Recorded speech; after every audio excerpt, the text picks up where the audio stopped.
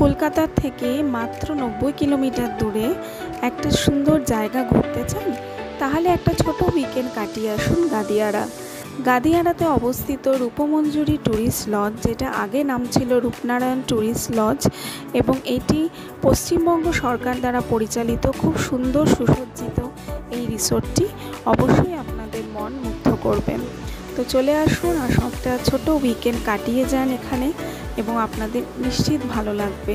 সব ঘর standard, deluxe এবং এসি আছে সব ঘরেই, আর সব ঘরে বারান্দা থেকে সুন্দর রূপনারায়ণের ভিউ পাওয়া যায়। আর সময় নষ্ট না করে চলে আসুন, ঘুরে আসুন গাদিয়াড়া।